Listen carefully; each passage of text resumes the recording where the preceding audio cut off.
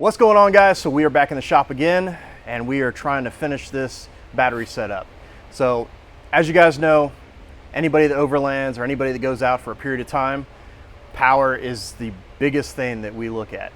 You know, powering your fridges, powering your lights, and powering anything that you want to charge, like your GoPros or your cameras. You have to have power. You know, so solar power is great, but if it rains, guess what? You ain't gonna power, right? So what we're doing right now is we're setting up basically a power grid. We're using a 100 amp lithium battery. I have another one on the order, so we're gonna have 200 amp hours, and it's gonna be pretty sweet. So guys, follow along. We're gonna get to it. All right, guys, so this is the panel that we just got powder coated from Joel. Can't thank him enough. So this is what's gonna look like. So all these holes here that we just drilled out right there, those are all the countersinks. Everything's nice and flush, so when we mount everything down, it won't interfere with anything we have on the board. So with this, everything is already all drilled out like I was showing you before. So everything kind of mounts up.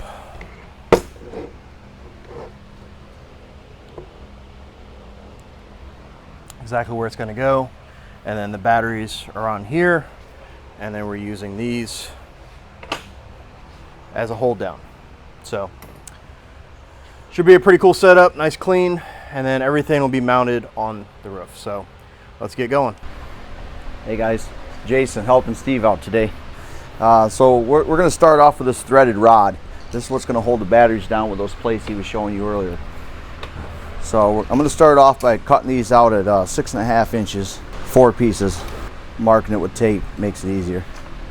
Of course, if you do something like this, make sure you measure your battery. Make sure you got the correct thickness for this. And of course, make sure you measure from the right side of the tape. Or the correct side, I mean. That would have not been good right there. All right. I'm going to grind this.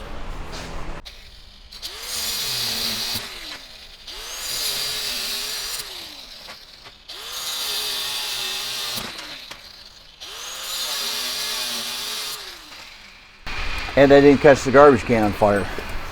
That's a plus. It is. Anyone that's cut threaded rod before, remember you gotta soften the edges.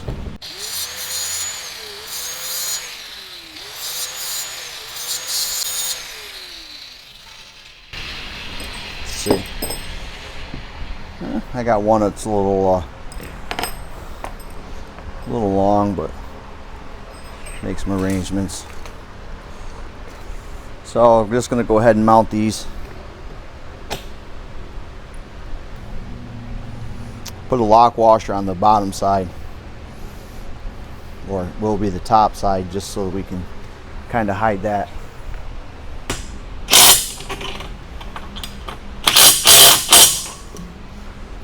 Yeah, that made it a lot easier. Make sure it's tight. All right. So now I'm going to go ahead and fit this battery into one. I think we were going with this one here.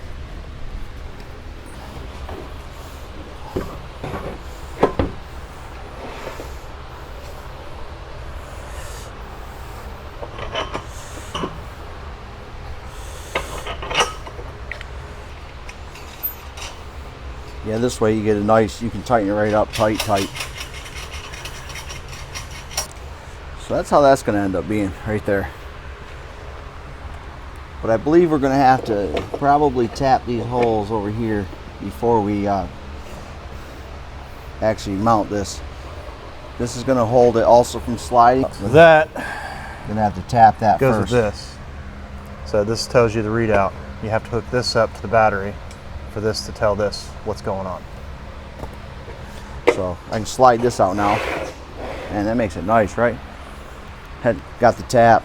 Just got to tap out these 2 holes now. Look, I'll tell you right now, make sure you have wax, whether it's a candle or cutting wax, whatever. Makes it smooth. Yeah, well, it won't seize up either, so. All right, so the screws are long. I'll have to cut them off in the back. That's the shortest ones I had. I put a little bit of blue Loctite on, keep them from backing out. Now all this is going to do is kind of help it from sliding if it did get loose. It's plastic, but it will work. So I'm not tightening the battery down right now because I'm going to have to remove this battery to get to the countersink screw that's underneath it. So that's kind of how that was going right now. Let me go ahead and cut that off.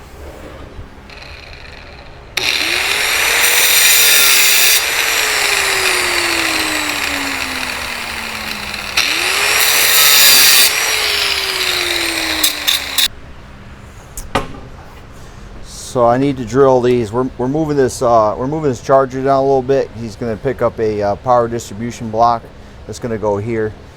We didn't take in consideration that and the size of them. So luckily this aluminum works real well to drill. I mean, it's easy stuff.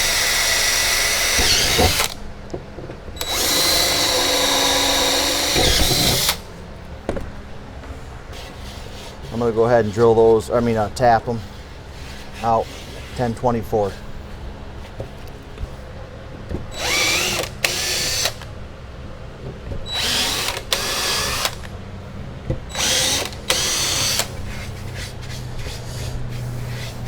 So 3/16 aluminum, you can go with a 3/16 screw, number 10, without having any type of nuts or anything like that on them. Yeah, I'm just going to use a couple screws here just to hold it in place right now while we go ahead and wire. Anyway, that's just to hold it, because now I can wire this to here to here. So we're going to use 8 gauge coming out of here to go to the batteries. Once I wire this and get the wire where it needs to be, I'll take this back off, we'll put it in the vehicle, then I'll install them up in there, connect the wires back up. Then we just got to run the 4 gauge from here to the fuse by your battery, and then we can see how it all works after it's all connected up. So sweet. All right guys, so what I did here, hopefully you can see it. So with the Alu-Cab, and I'm assuming other caps like Smart Cap, I think, have rails in them, so we had to use the 5/16 nuts. So I had to take a measurement of the thickness of the material, flathead screw with the thickness here to the nut, which come up about 5/8 of an inch. It's really hard to find a 5/16 flathead screw that is 5/8 overall length, so I had to do some grinding also on that. So hopefully they go in. So I've already measured out the approximation of where the holes should be on the plate. I may have to line them up with a screwdriver, but here we go. So we're gonna go ahead and give this a try, if I don't jab myself in the eye.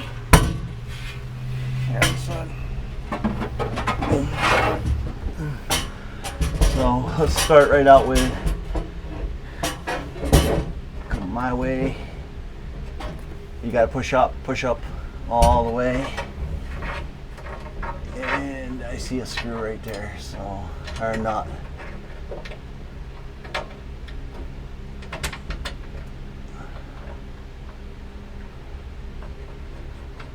Alright, first one. Let's see if I can get one over here.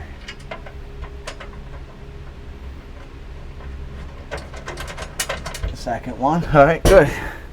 So now, let's see if we can get all these other ones lined up.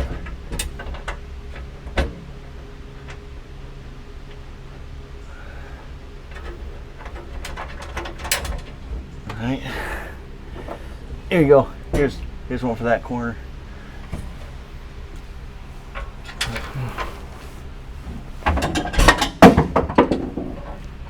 Oh, that didn't sound good.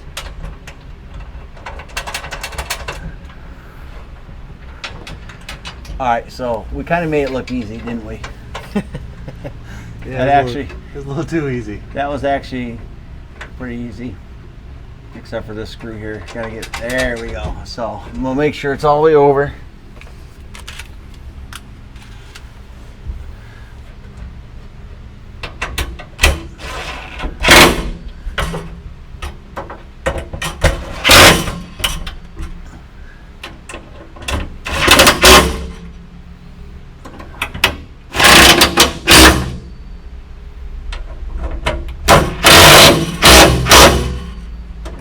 There we go. There it is. All right, so our next is going to be the battery. Let's do the battery. So grab me the 2 plates, the 4 flat or lock washers, and 4 nuts.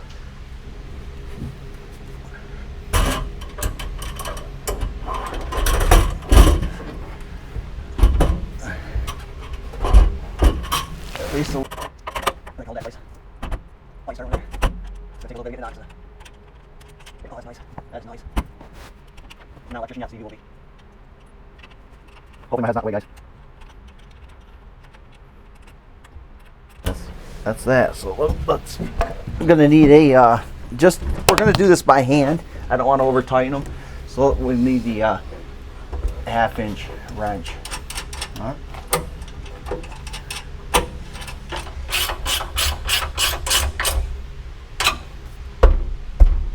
Not going anywhere, guys. Yeah. All right, next thing, inverter. Again, remember we couldn't put this in before because that countersink screw was up under there. So I'm gonna go ahead and hook the power back up.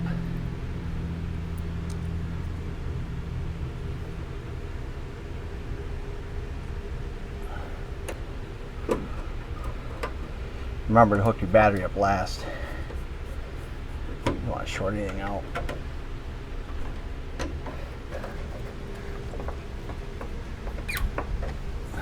All right, make an adjustment.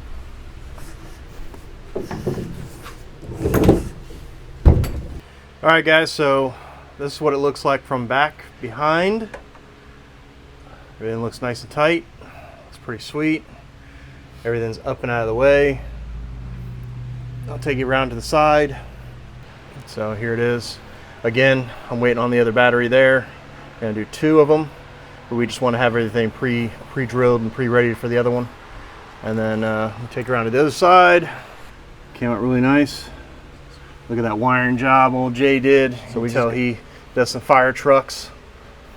So we just got to go ahead and get the 4 gauge that you purchased on Amazon. It's a nice it's a welding wire, so it's nice and flexible. So we're gonna be able to run that down.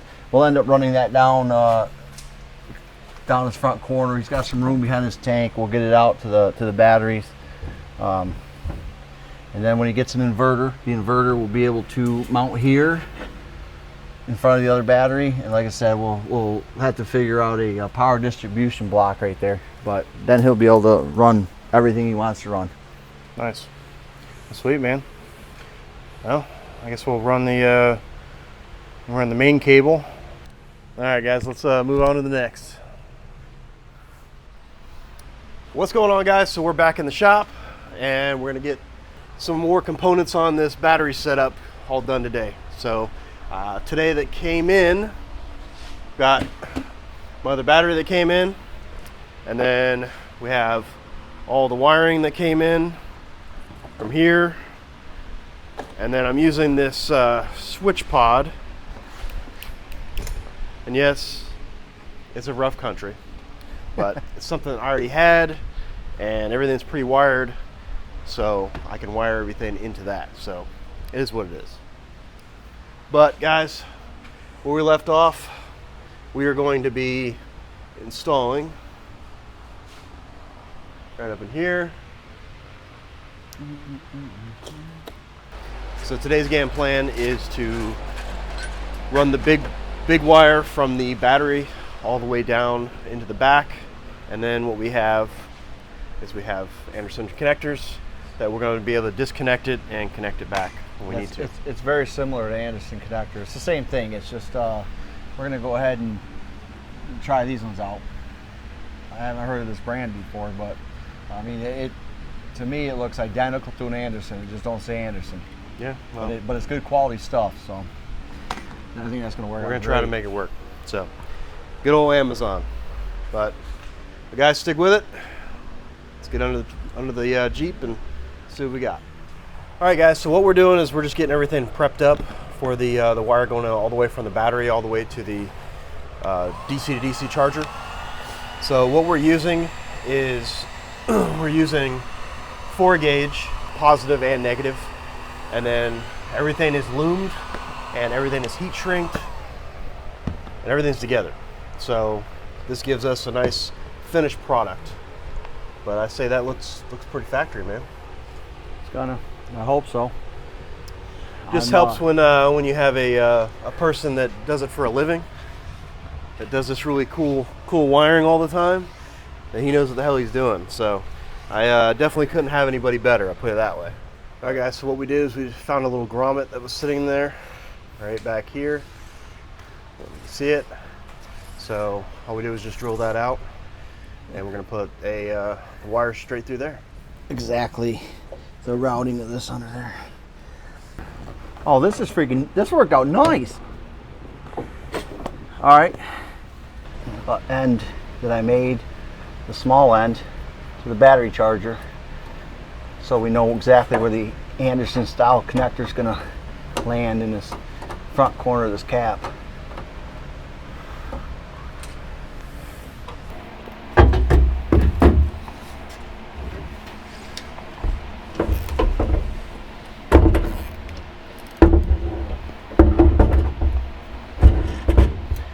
Probably the best thing about this is the lights, or these things are so light.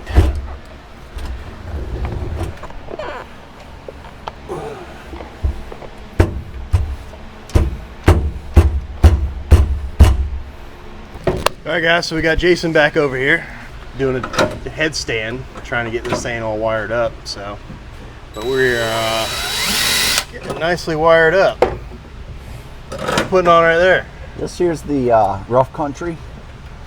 What is it, 8 relay? 6. 6 relay. That's what were you gonna control all your stuff with, right? Yeah, it was something I already had laying around at the house before I switched switch pods, and I've just been sitting there, so why not use it, right? Yeah, absolutely. And then it's there. I think it's gonna work out real nice here. Yeah. So after we get this in, I've mounted, forgot to record this here, but I mounted the 6 fuse holder in here. And it's got little red LEDs that will be in the center, that are in the center. It'll show you if your fuse is blown, I think. I think it's, I don't know how exactly that one works yet. I don't know if the red light's on and you're good, and if it goes off it's blown, or if the red light illuminates when it blows. I'm not quite sure. We'll have to figure that one out.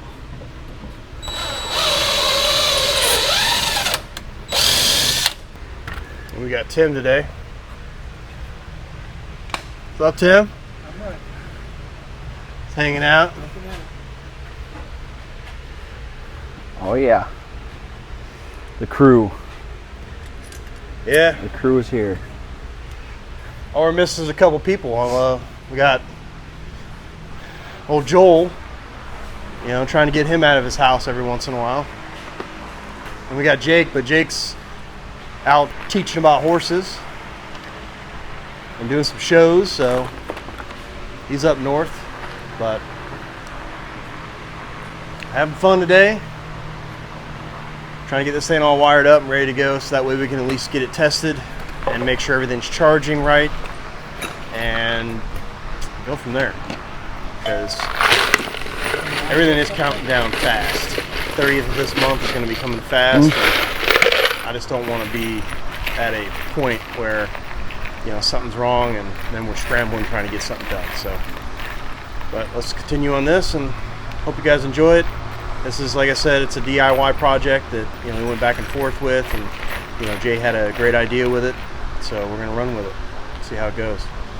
He's getting a little something from South Africa next month, and then we might be doing it to his too, so we'll see. But let's get over here and see what else. How's it feeling there, Jay? A little cramped? Hot. So how's it feel? A little cramped? Yeah. Yeah, I can't see what I'm doing either right here. I don't know whose idea it was to put this stuff upside down.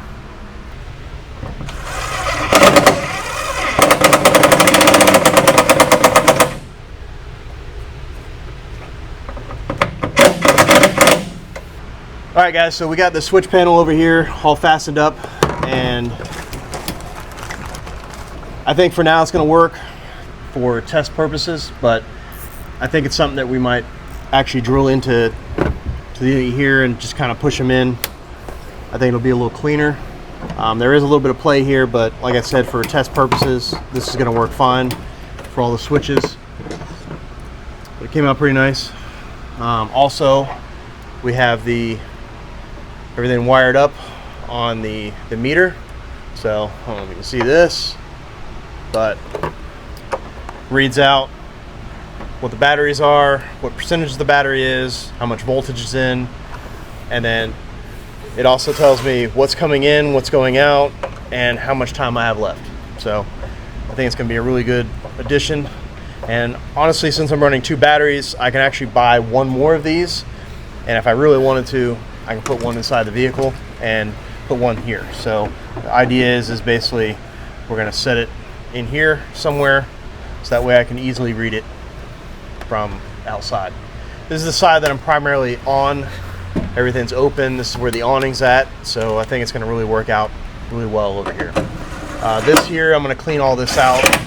Right now it's mostly a tool catch-all, but as soon as I get all this cleared out, it's actually going to be stuff for like sleeping bags, just fast stuff that I can pull out really easy. So back here between this panel and this panel here, we're actually going to be putting in a slide system. I ordered the slides last night, so when those guys come in, we'll get everything measured, and then I'm going to call the fab shop up and get everything, all the metal, cut and bent in the places that we want. So that'll be a nice addition as well. I'll be able to slide it out. I went with 26-inch slides, and then they come out 26 inches. So it'll actually come out to here just like the fridge, which is nice. And I'm basically just going to put 2 more wolf packs up there, and then the other side be able to, put miscellaneous stuff. So hopefully, if everything works out, I'll get that in right before I leave. If not, it'll be in before we leave again. So that's where we're at. Jason is working away over here with his magic. He's doing really well. Done. He's getting it all done. So he says he's done. Well, with the system, I'm done back here. Yeah? Yeah. All right. Let's go over here and see how done he is. So, So maybe it's not 100%, but come on in here. Let's show you what we got here.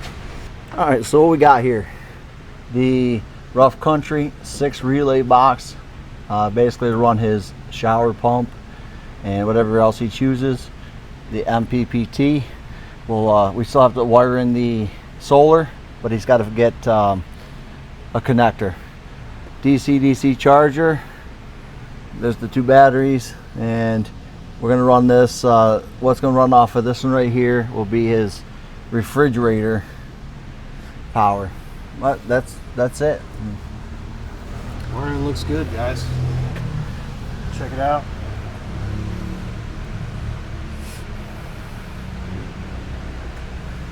This is all from the side here.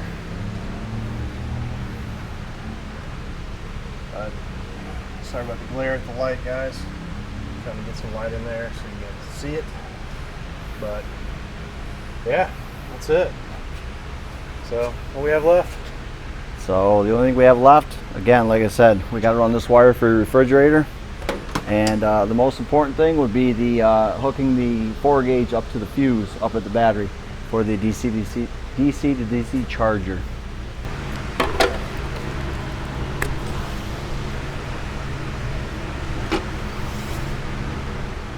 So there's another thing that I want to tell you about. So on the DC to DC charger, not only is it hooked up to the main battery, and that's what feeds the main circuit, but to ignite it, it does require you to hook it up to something that your ignition, as soon as you power the ignition or the alternator starts charging, it's supposed to turn it on.